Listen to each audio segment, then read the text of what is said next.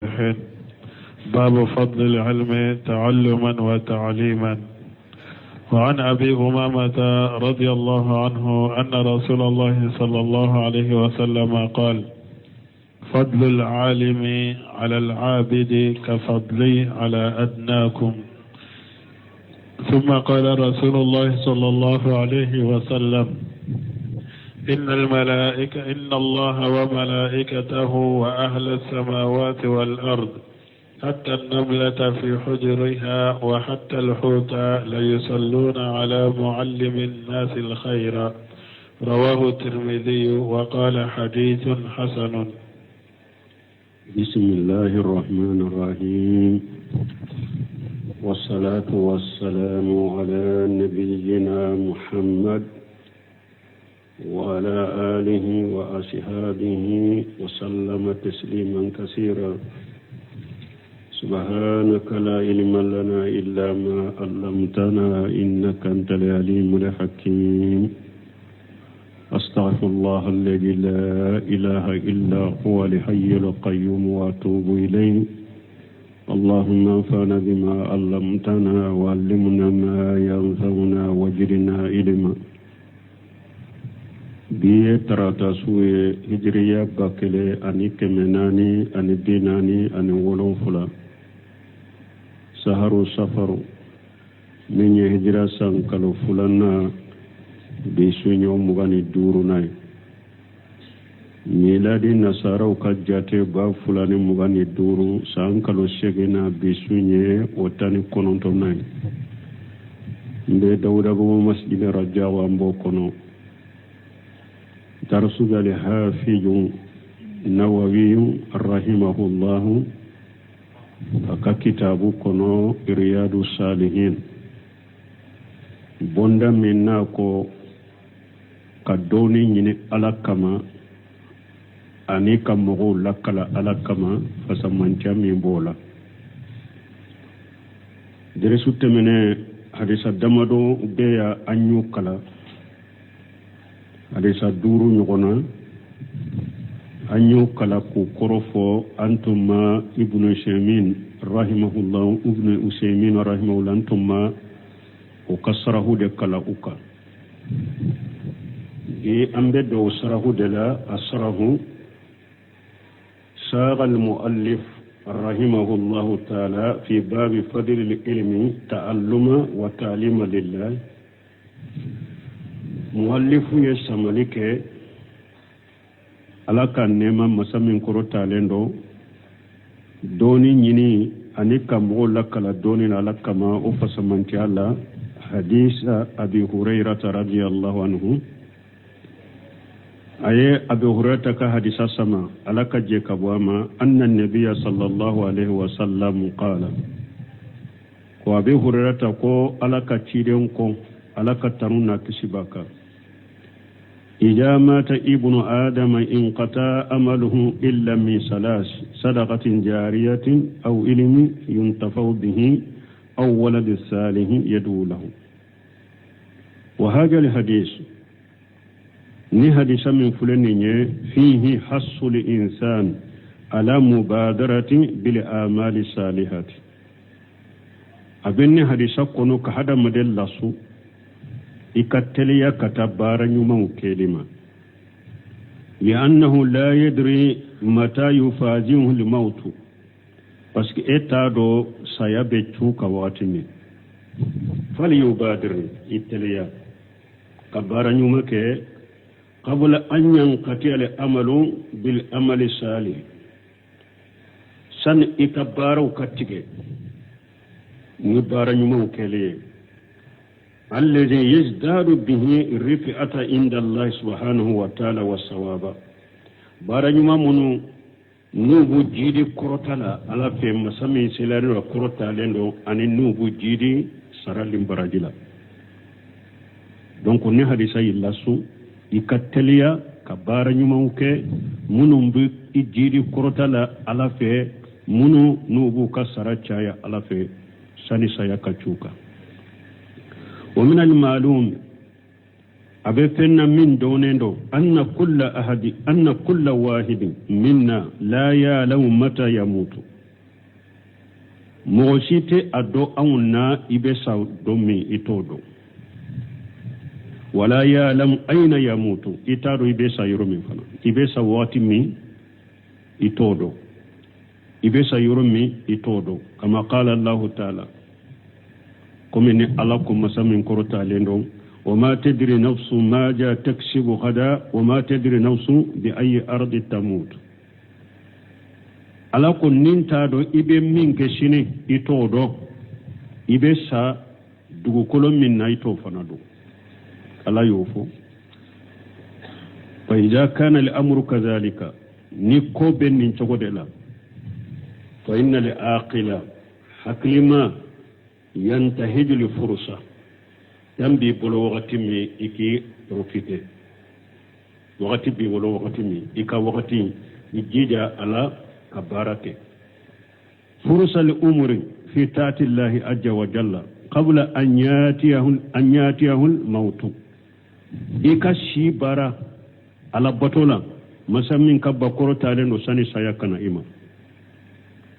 walamu yastatib walamu yatub sani sayakana ima nu te tubu nyini fe walamu yatubu ne fana te tubi fana wa qawluhu in qata amaluhu ni ciden ko ikabara utigera yasmalu kulla amalin la yuktabu lahu yasmalu kulla amalin la yuktabu lahu wala alayhi ijamata ni ciden ko ni isara ikabara utigera abe bara beta bara mi ni abe nu ate sabe kawo ani bara min be kawo ni sara kuma imba beta yaro hada made bara udobe ube uluke ute sabuka bara udobe ulubika ni cidin ko ka bara tigara bede bala kullu amali la yuktabu lahu bara ni ute sabalike ye ni oye wala alayhi ube bara mintika ija mata ni sara nimbede betige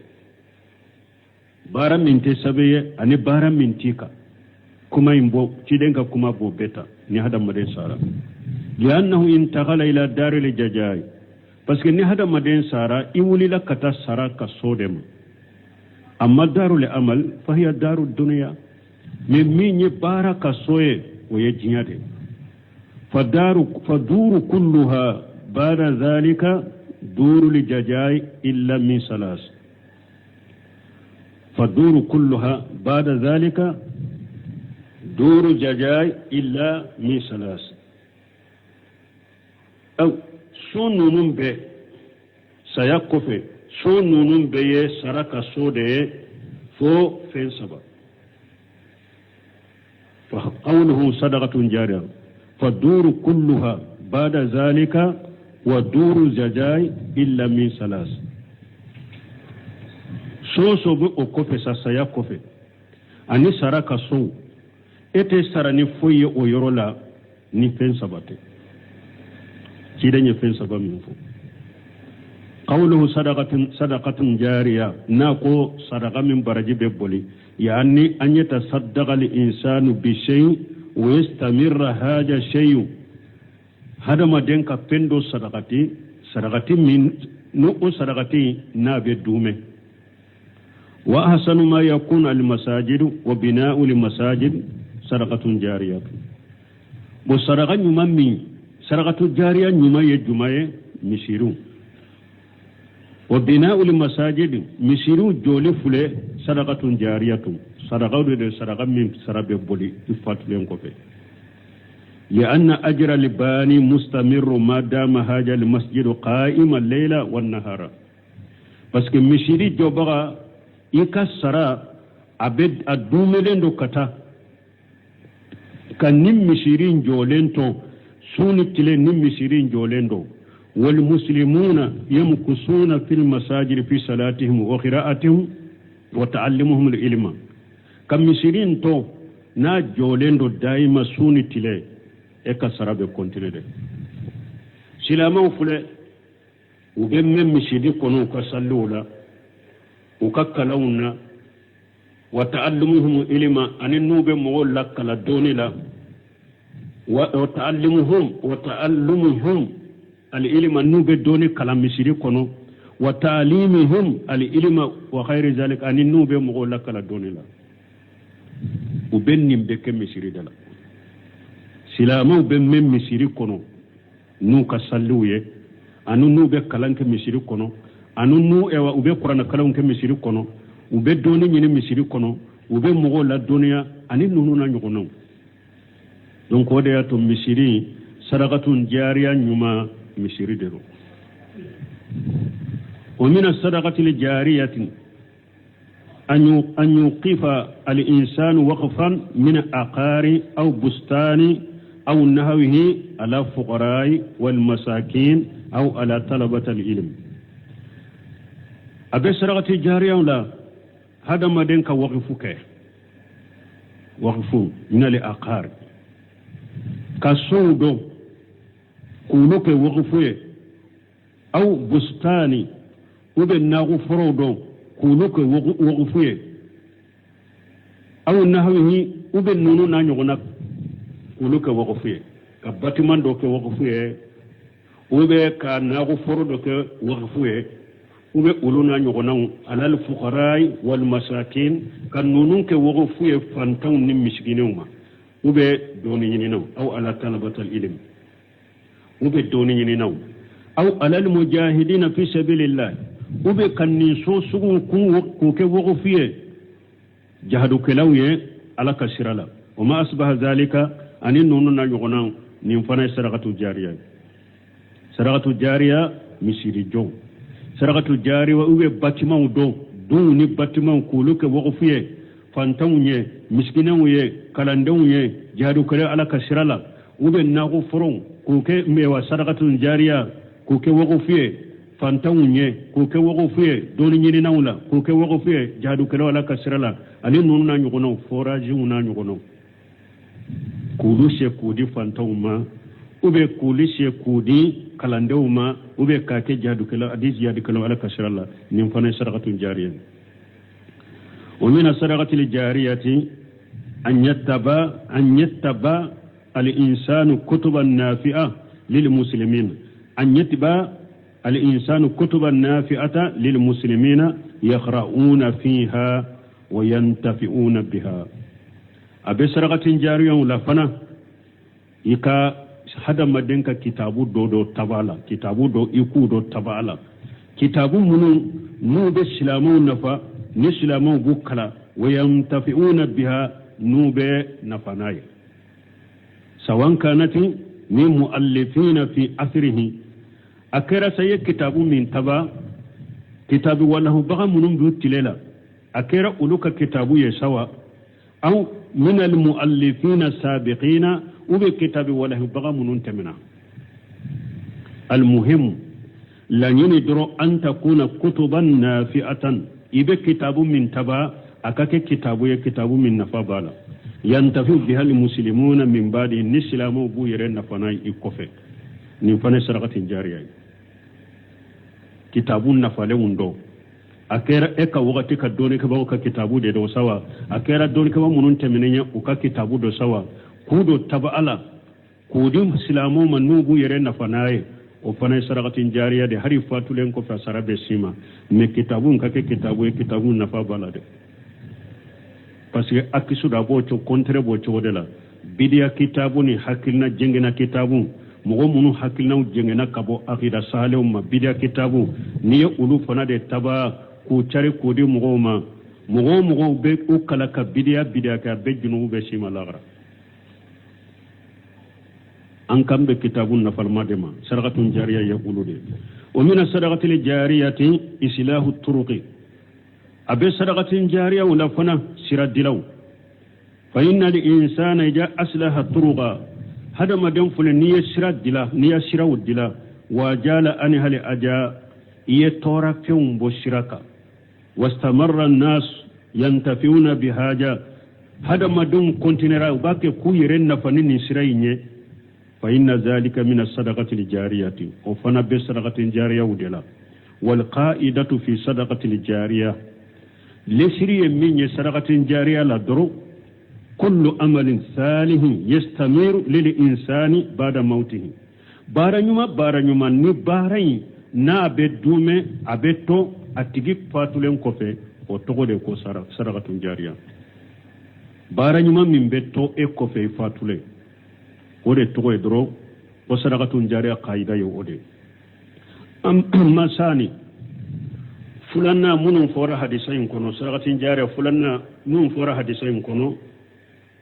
فإلم ينتفع به دوني من نية مغنى فناي وهذا أعمها واسملها وأنفوها أن يترك الإنسان وراءه إلما ينتفع المسلمون به إذا دوني تويكو في موغو ويرنا فني دوني مني أوا ني أغربالي أني أوا الله بولي يجمعي أني أنفما يجمعي هذا مدن يري إذا دوني دو تو يكوفي ni silamo bu yere nafani o doni sawa warasa man badahu min ta'limi safawi aw bil kitabati akera sa ni mo mununye o doni tiye tay kofe iyun kala ni dani dade sawa ube uya tawi ka kitabu de kono fa ta'lifu li kutubi wa ta'limu an-nas wa tadawwulu an-nas li hadhihi al-ma'lumati ni hada madanya kitabu walahi ube yemmo la kala وتدول الناس لهذه المعلومات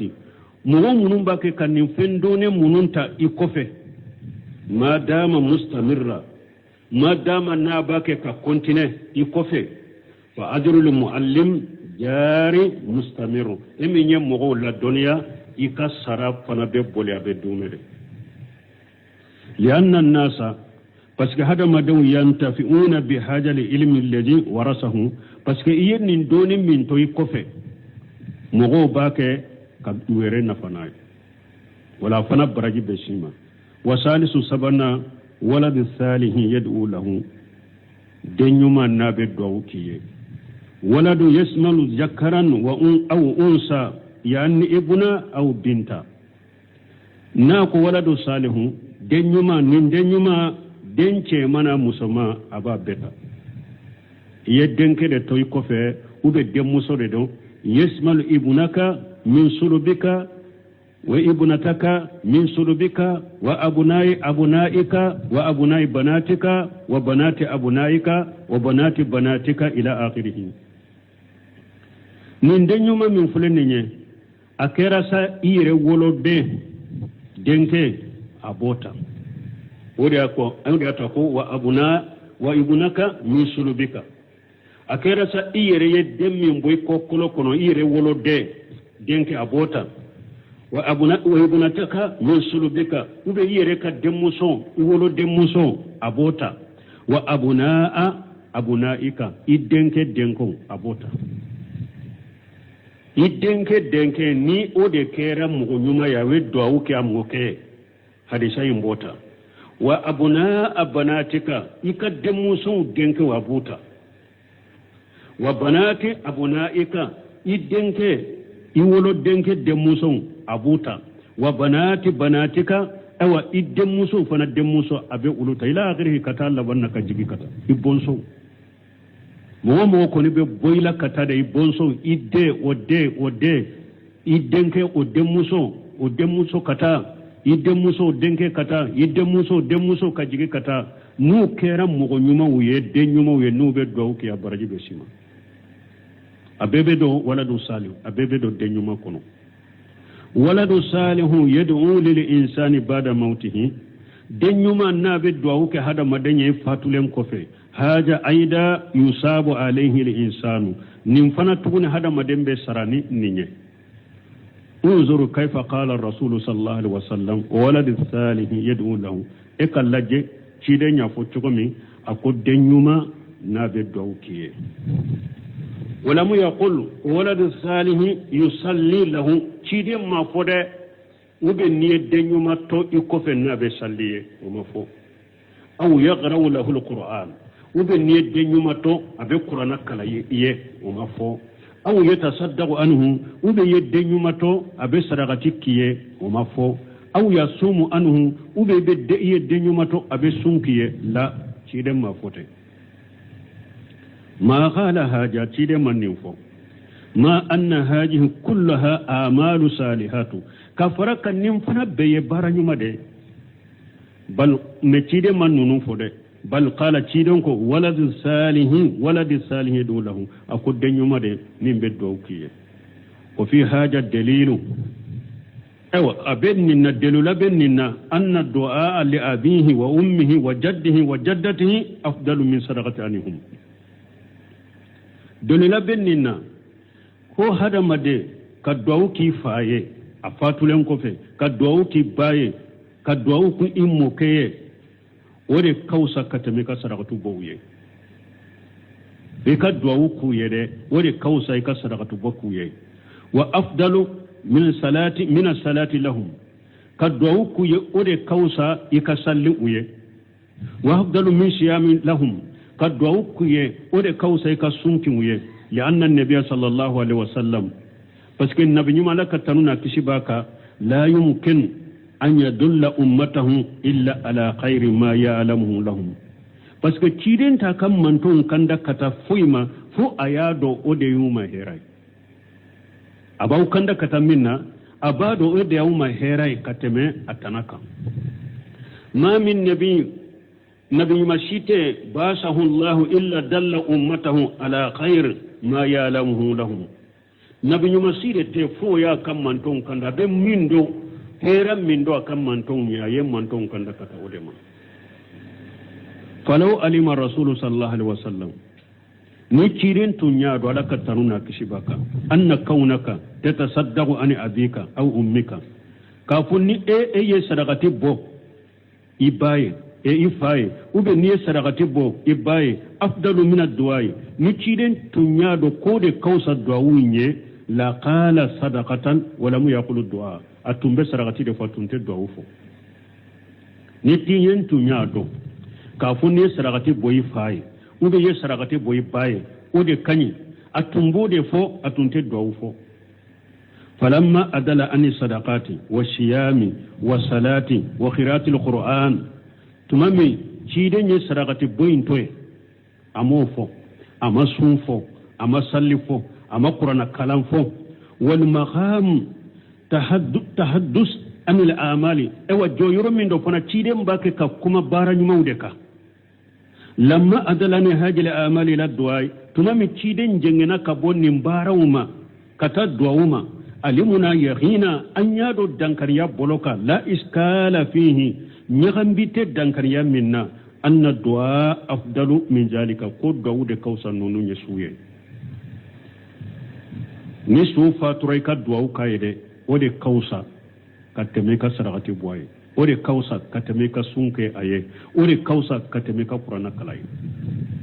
dawude kausa we oni afdalu min zalik falau shalina sailu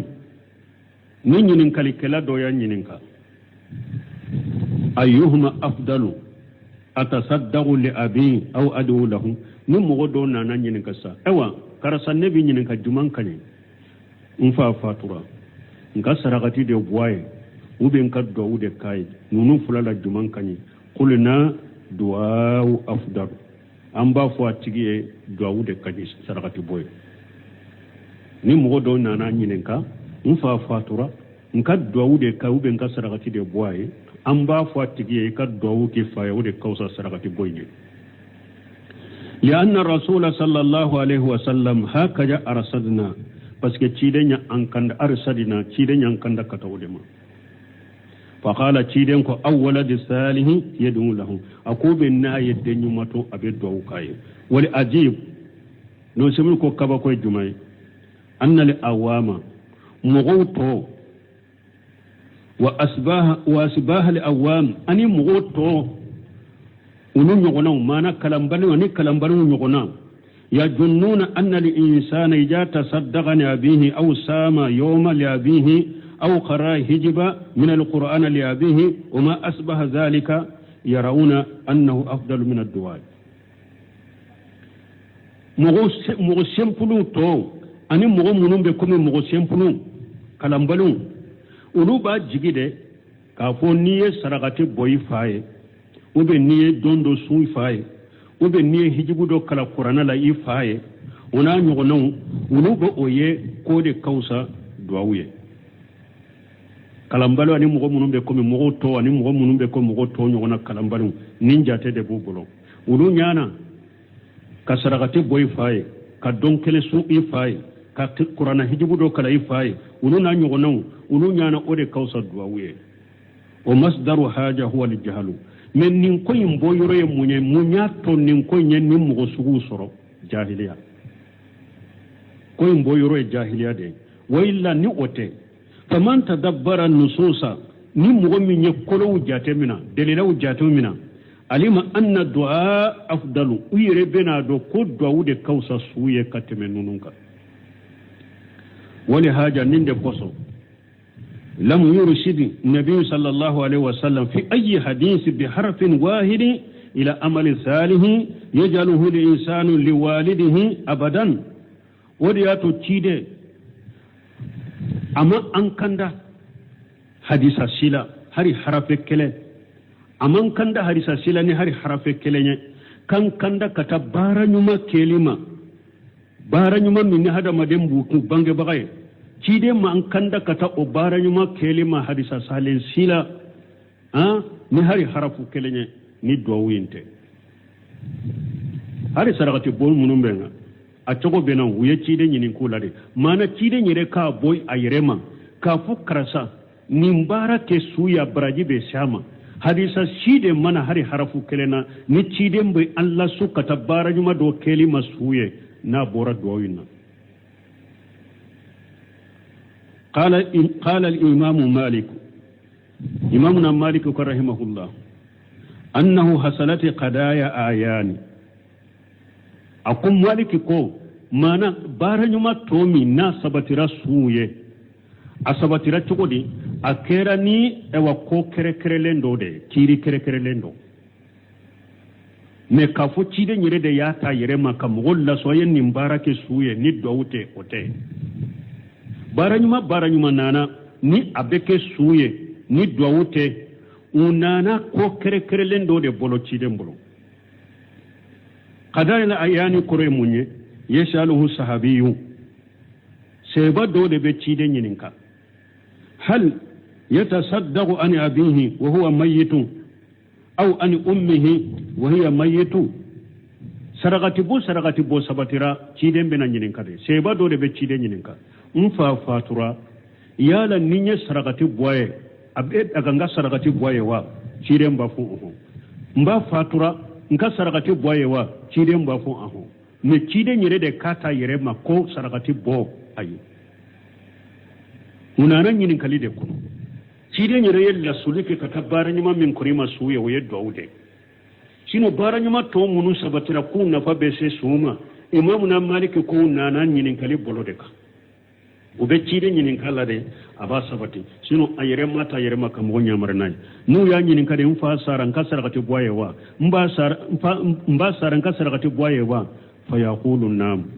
la basa cide mbafu ake basi tala lakinnahu me cide nyere lamu yahussa li ummatan ala jalika cide maka mantul la sukatoma ay cide nyere mata yere maka kal mantul la sukata sarakati boma de anyin karade ko wala mu yarsuduhum ila haja awa cide maka mantum bila sirakata na yefana sarakati boye lakin suila fi qadaya ayani me uya nyin ka ko kere lendo de la kiri kere lendo sadu bin ubada radiyallahu anhu salahu sadu bin ubada ta ya cide nyin ka هل يتصدق بهائته يعني بستانه عن أمه بعد موتها قال رسول الله صلى الله عليه وسلم نعم سعد بن عبيدة يتشيدن ينكا أكون كان ناغو فردو بي مبا فاتولين كوفي يالين كين كان ناغو فرين كسرغتي مبا يوا شيدن كو وجاه رجل cedo fana nana ma qala ya rasulullah ako alaka cide inna ummi uftitilat nafsuha mba achunkan sara mana saya chunaka yani matati baghtatan achunkan sara afa tasaddaqu anha ya lan kasarati boyewa qala nam shidin ko sarati boye lakin lamma arada an yusarriya tasri'a amma lil ummati metuma me shidin tumba fe kasariya do dilam mantum beye kasariya do ke tendo ke sariya mimbe ke sariya mantum beye qala shidin ko awwalad salihu yadu lahu akobe ni denyuma to mimbe do kiye shidin ko ne kasariya globally atumba fe kasariya globally minda kam mantoma yeddo defo yemme ka fo cide nyere ka ta yere makam golla suka ta sarakati boma isuye ay cide mo kere anyinen karade aya sabata ko ho na yere yella sur globally minke bara nyuma min kanka ke suya fatulen ko fe cide nyere sarwa sariya global mindi akam mantoma wala o yeddo awude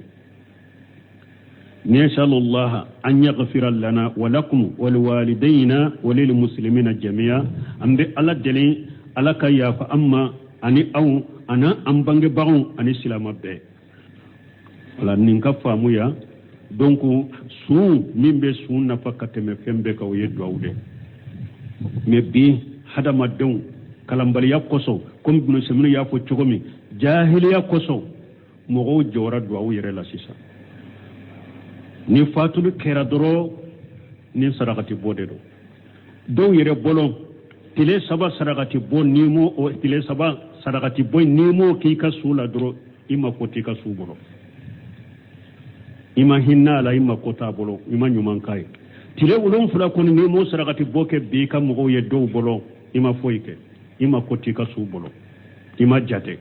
ni koni matile be nani sarakati boy nke do bolo imi ka su yere jate ya fili do bolo ni ko kam mo ko ni saray makramo de wele o kana qur'ana jigi e kam misikelen do ma ube wa muga yi ka su fili ma kota bolo ka soro nunu be biriya cire ma mo bilu kayre cire nye min fuye min bi ka su na fakate ma be ka do de kay do ki bay do ki fay o de ba nafa do ki ka bali masuru suye o de ba nafa kate me fembe ka saragatim min ni wakati makerekere don makerekere tile saba makerekere tile wolon fula makerekere kalo makerekere asanyele makerekere ya a nyire sebe nye ni fantando benna nka fendo taka dama nka ngani andu sukun kona brasika senka suma chide nya sabati ama bali me bidia saragati bo chugo nonun tede ayu lu bali yade akode olu la man ahdasa fi amrina haja ma laysa min fa huwa raddu akon nin dina ni ko kura kala ni mi nyamara ni menye nin kan nyamari kanta ka be sagima na chogo do la man amila amala laysa alayhi amruna fa huwa raddu akoni mugo ye barake nin dina la ni ne mi nyamari ala ika bara be sagima awa tile saba sarakati bocci den kan nyamari kanta ka make awa tile wolon fula sarakati bo ci den kan nyamari kanta ka amaka ma mugo bila bidia tile binani sarakati bo amma mugo la sukata ma ma fo mugo ya make bidia sanyele man ka sarakati bo an ka suye ci den make amma fo mugo amma mugo nyamari la bidia ka mugo wolo ka qur'ana kalan kan misikelen do ma de an ka wa muga do ma ci den make amma mugo nyamari na bidia abaraji tete suma e mi nyake be junubu sori ka wori ci yana fu ala kan sala kan tanga وعن أبي درداء رضي الله عنه قال سمعت رسول الله صلى الله عليه وسلم يقول من سلك طريقا يبتغي فيه علما سهل الله له طريقا إلى الجنة وإن الملائكة لتبع أجنحتها لطالب العلم رضا بما يصنع وإن العالم ليستغفر له من في السماوات ومن في الأرض حتى الحيتان في الماء وفضل العالم على العابد كفضل القمر على سائر الكواكب وإن العلماء ورثة الأنبياء وإن الأنبياء لم يورثوا دينارا ولا درهما وإنما ورثوا العلم فمن أخذه أخذ بحظ وفير رواه أبو داود والترمذي. sarahu an bɛ taa ni hadisa sarahu la direct parce que ɲani hadisa damina in bɛ sarahu ka tɛmɛ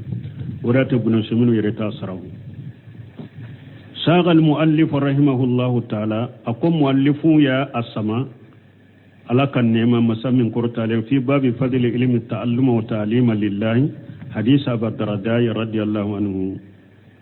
aye abu darda ka hadisa sama la ka je ka bu abu darda ma أن النبي صلى الله عليه وسلم قال كنا بجمع على كتنونا ناكشبك كو من سلك الطريق يبتغي فيه علما سهل الله له طريق إلى الجنة وغير سبق بيان معنى هذه الجملة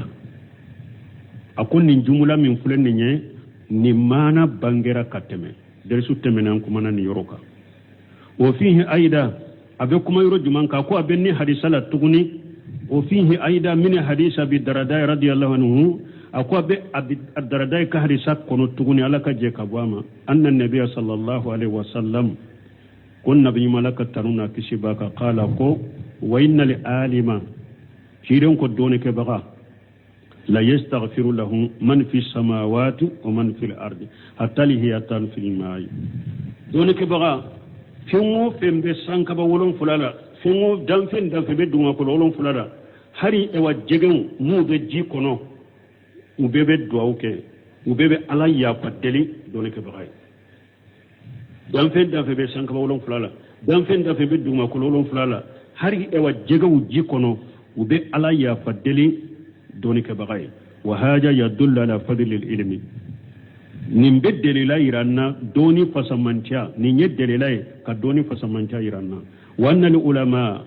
ko doni ke bagaw yastaghfiru lahum ahlu samawati wal ardi ko sankaba dunkew ube ya fadeli ke doni ke bagaw ye dugu kolo dunkew be ya fadeli ke doni ke bagaw ye hatta alhiyatan fil bahri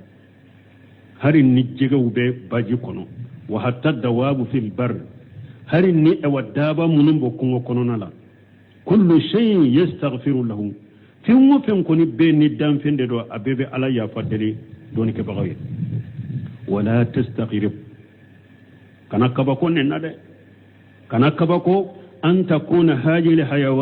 حيوانات تستغفر الله عز وجل للعالم أكني كبكو نين فيننا مو نوب علي فدلي دونك بغي أكني كبكو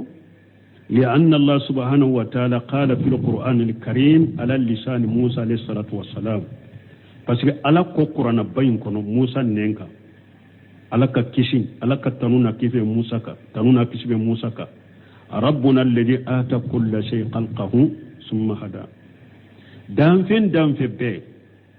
ala de ini dancugo min kakala yo duma kasage kikanda ikala bato cugola donc nu ko jege be ya fadelike kana kabakola nu ko konube ya fadelike dorke be kana kabakola danfe be ala yi dayini dancugo min kaka ko dima ki kanda kata ikala bato cugo mafana fal bahaim wal hasaratu bagaw ani duguma fen ta'allamu rabbaha ajja wa jalla wa ta'rifuhu ta'allamu rabbaha ajja wa jalla wa ta'rifuhu nunu nyutigi alado be alado cugo min uyodo tusabbihu lahu samawati sabu wal ardu wa man fihinna ala ko qur'ana kono akos e wasanka ba wolon fula bale ala subhanahu wa ta'ala duguma ko wolon fula bale subhanahu wa ta'ala o man fihinna ni fengo fembe sanka ba wolon fula duguma ko wolon fula la o ko tala ko wa min shay ako fuyde te illa yusabbihu bihamdihi fo o be subhanahu wa ta'ala fo ke kanne ala tanu walakin la tafqahuna tasbihahum me o ka subhanahu wa ta'ala fo aw ta famude donc dan fembe a bebe ala ya fadeli doni ke bagay qur'ana yo sabati ala ko fuyde te dan fen shi te fo abenne allah subhanahu wa ta'ala fo no u ka subhanahu wa ta'ala fo li aw ta famude kullu shay yusabbihu bihamdillah fimu fembe abe allah subhanahu wa ta'ala fo abe allah tanu hatta inna li hasa sumiya tasbihuhu bayna yaday nabi sallallahu alaihi wasallam wa huwa hasa harib belekishu mogo ye belekishu kaswanale fo men aya soro be tire mbulon ko ni nyogonje bele kisaw tumbe ciden bolola uye subhanale foke fo sebo yame li anna allah ta'ala rabb kulli shay wa malikahu parce que ala de fembe tigi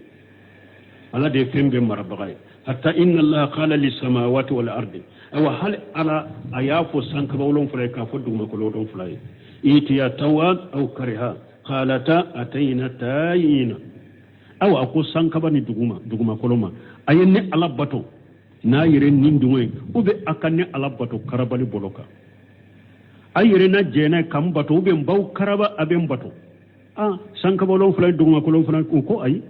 anyere bi bato an sagola karabali tala anyere nindungo anyere ewa jene bi bato an sonne bi bato ma faqatabahu alay sanka bawlon fulak kuma nyogonya ufana kuma na alafe yete ya tawa aw kariha yani lamma amarahuma bihi tumami alay sanka bawlon fulani duma kulolon fulan nyamarani ninye qalata atayna tayina uko ay antiki ala anyere jene amma jigine ambi bato karbali tala fa kullu shay yamtasilu amra allah azza wa jalla hingo fembe abe ala kanyamaru kambato masamin kurotalen illa kafaratan min bani adama wali jinni fo adama den kafirin jinna kafirun nononte de soka ala kanyamaru kambato sino damfin site fo abebe ala kanyamaru kambato ku yere kolo alay fo hadama den kafirin jinna kafirun ولهذا قال الله عز وجل في كتاب العزيز نند كسلا كو كتاب بين كنو ان كثيرا من الناس يسجد لله عز وجل على كو كتاب بين كنو اكم مو تشامان be sujudi bi alay wa kasiru haqqa alayhi al'azab akum mo chaman fana be alakalla janga kata kuma o wajibira uluka ulute sujudi bi alay o fora ya juman kono alako alam tara anna allah yasjudu lahu man fi samawati wa man fil ard alako ayma yewa tengo fembe sankabolon fulala tengo fembe duma kolon fula be sujudi bi alay wa samsu wal qamar wan nujum awa tile be sujudi ke alay kalo be sujudi ka alay dolo be sujudi ka alay wal jibalu iru be sujudi ka alay wa sajaru wal jibalu kulu be sujudi ka alay wa sajaru iru be sujudi ka alay wa dawabu dabo be sujudi ka alay wa kashiru minan nas ani hada maden chama ko min minun kayra mu'minun islamawiye ulu be sujudi bi alay wa kashiru haqqa alayhi al'azab ni hada maden chama fana be janga katata wajibira uluka ulu ya kafiru da ulu te sujudu ta alai la yasjudu ada madan chama be janga kata de wajibira uluka ulu te sujudu ke wali haja al kafiru la yastajibu lillahi ninde koso kafiri ate ala jabi wala yasjudu lillahi shar'an wa ta'abbuda kafiri te sujudu ke alai ni sariya ka sujude ani bato ka sujude kafiri to ke alai لكنه كافر يسجد لله جلا قدريا ما له مفر أما قدر الله من يلتقي عن كربل السجودين كافر بوكي الله أتسك بولي على كالتقي وكره موني كافر يريد تا يرمى كسجودك على كالك نعمر كمبتو من الله وميل لتقي كرب بلاكا أتسك بوما ni ala ye kafir bana abe babana ina na ya la kunwa be bakun wina donc ala kal latige mu karabale munu be bolaka kafir be uluko ta sabola ulu be bolaka kama qala allah ta'ala kuma ni ala kuma samin koro talendo walillahi yasjud man fi samawati wal ardi tawan wa karha ala ko finwo fembe sanka bawlon fulala duma kolon fulala abebe sujudi bi alay do be sujudi bi alay yere sagola yere nindungo jenanay do fana be sujudi be ne alay karabali bolode ka tu sagola وسجود هنا سجود القدري كربالي سجود من فلان نين لا تيجي كسجود مانا على يميل لا تيجي كافر على يميل لا تيجي كجاكو بكويلا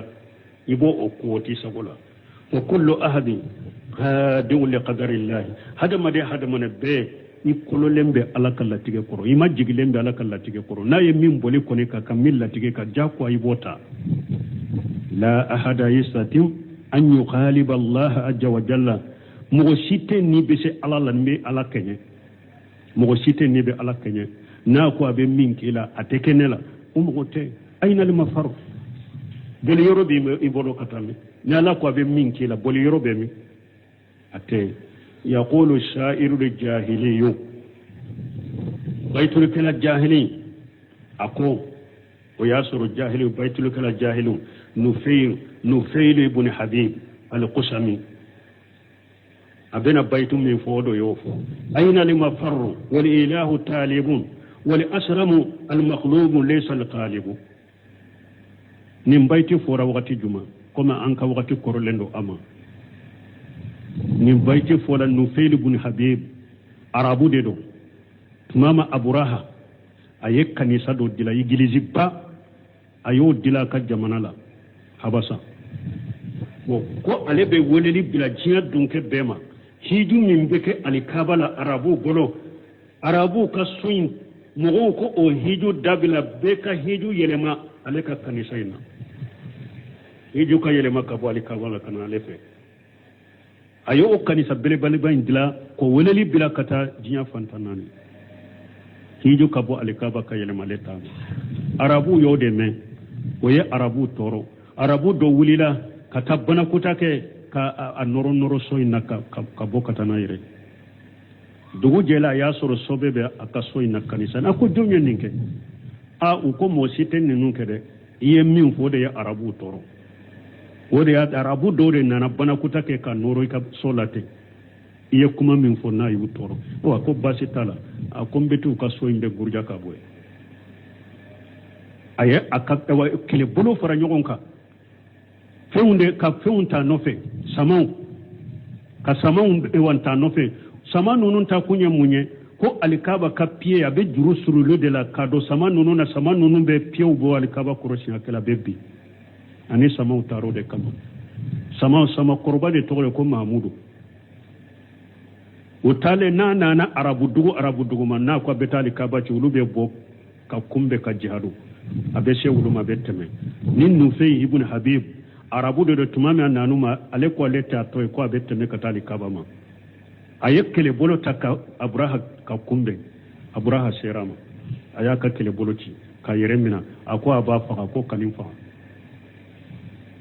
fa mbeke ewa sirayira bagaye katia alikaba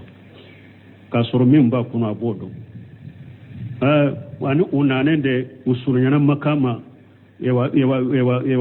samayin birila yoromi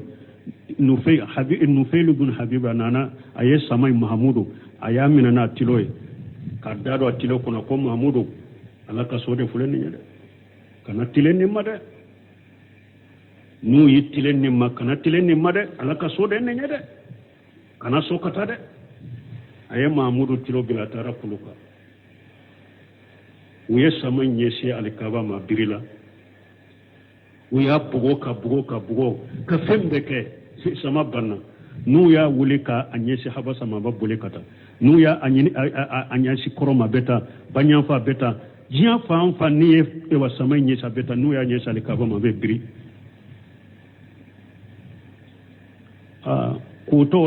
kutola alaye bele ka ewa tayral babila aye kono uchuma kenen kolo kelen bele kise do de be ewa i dawolo wula ani i seun ni nyogonche ka bele fulula bele filila abraha yirena bele nya anunci me ala maswale ka salama le fade aya le bilade ayire ka sha ka jamana ka ta kibariya foye aya ka jama be halaki me ale ma halaki de me bele min serale ma ya nun fara Nufail ibn Habibu yenni mbaytuke odela ako aina limafaru bol yorobe mi wal ilahu talibu masammi nye awda ode bake kawnyini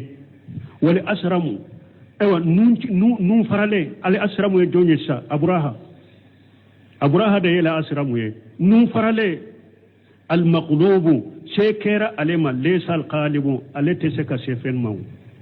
alema ke setige sede kera alema akenyara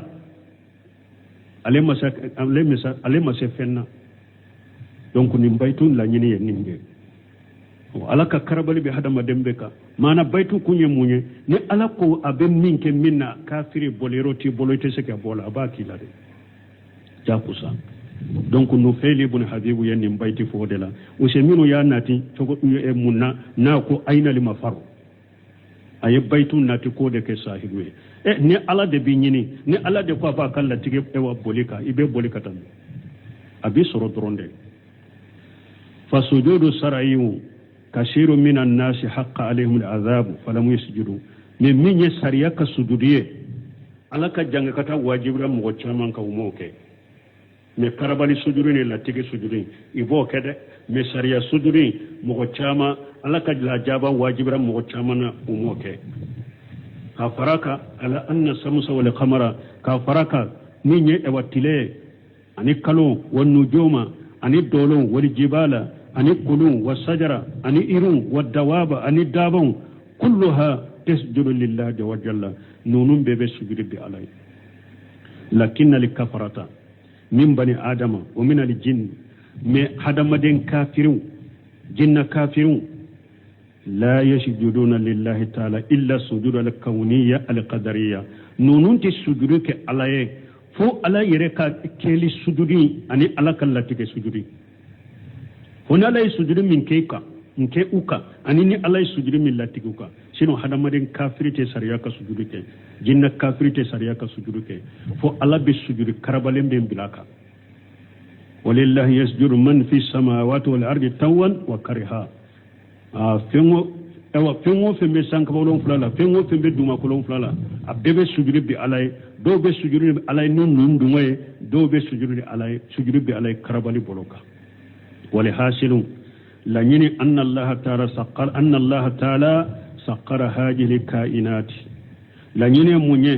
ala ye nin ke feŋ ala ye ko munun ke nin cogola ala yu ke ko kolo tastaghfiru lil alim be ala ya faddali doni ke bagay wa afdalu min jalika ewa min kawsa o be fana anna lil malaikata tadaw ajnahataha li talibil ilmi irda bima yasnaw malikaw bu kaman majigi doni ñini nay nube ni sonjana ni ibake kam minke o fana kabboni fembe ala kam malika munun gere lembe alala ubu kaman majigi doni ñini nay ni sonjale no ni kabaray wakati seraya de fenkana akajja an amba joya sino na faw do bena ala te se ka prepare latige wakati sera ni ala jannana inshallah deri sunna tambe buli wali hasilu ambe wuli o yoro la katasra wutoma ni ala ya yiranna subhanakallahumma rabbana bihamdika ashhadu an la ilaha illa anta astaghfiruka wa atubu ilaik. الرجيم بسم الله الرحمن الرحيم. كتاب رياض الصالحين